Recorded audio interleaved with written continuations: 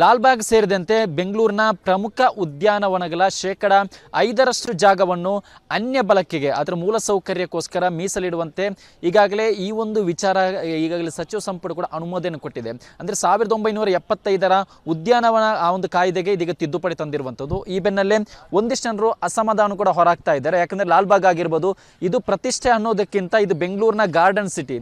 ಇಂತಹ ಗಾರ್ಡನ್ ಸಿಟಿಯಲ್ಲಿ ಇತ್ತೀಚೆಗೆ ಪಾರ್ಕ್ಗಳೇ ಕಡಿಮೆ ಆಗಿದೆ.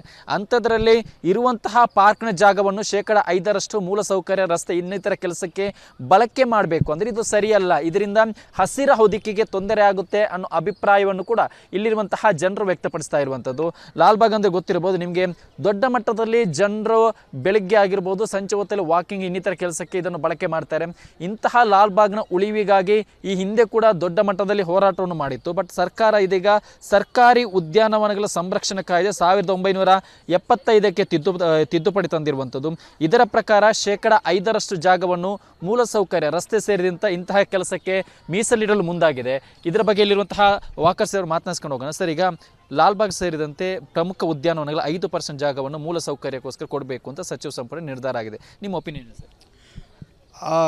ನನ್ನ ಒಪಿನಿಯನ್ ಪ್ರಕಾರ ಕೊಡಬಾರ್ದು. ಯಾಕೆಂದರೆ ಇದು ಲಾಲ್ಬಾಗ್ ತುಂಬ ಹಳೇದು.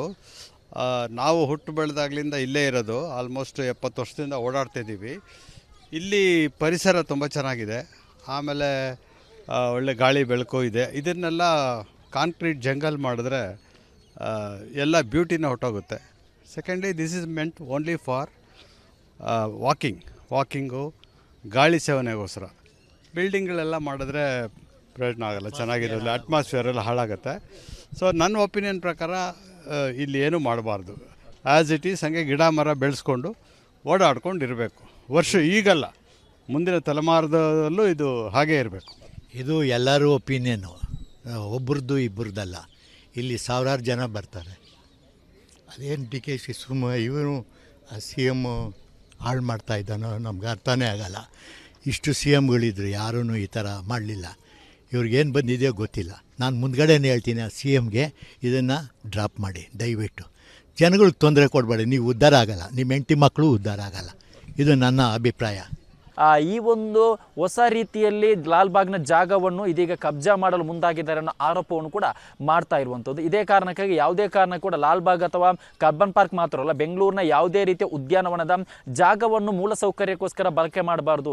ಈ ರೀತಿ ಮೂಲಸೌಕರ್ಯ ಬೇಕು, ಅದಕ್ಕೆ ಪರ್ಯಾಯವಾಗಿರುವಂತಹ ದಾರಿಯನ್ನು ಹುಡುಕಿ, ಅದು ಬಿಟ್ಟು ಇರುವಂತಹ ಗಾರ್ಡನ್ ಸಿಟಿಯ ಉದ್ಯಾನವನಕ್ಕೆ ಯಾಕೆ ನೀವು ಕೈ ಹಾಕ್ತೀರಿ ಅನ್ನೋ ಪ್ರಶ್ನೆಯನ್ನು ಕೂಡ ಇದೀಗ ಇಲ್ಲಿರುವಂತಹ ಜನಸಾಮಾನ್ಯರು ಮಾಡ್ತಾ ಇದ್ದಾರೆ. ಕ್ಯಾಮರಾ ಪರ್ಸನ್ ಲೋಹಿತ್ ಜೊತೆ ಸತ್ತಾರ್, ರಿಪಬ್ಲಿಕ್ ಕನ್ನಡ, ಬೆಂಗಳೂರು.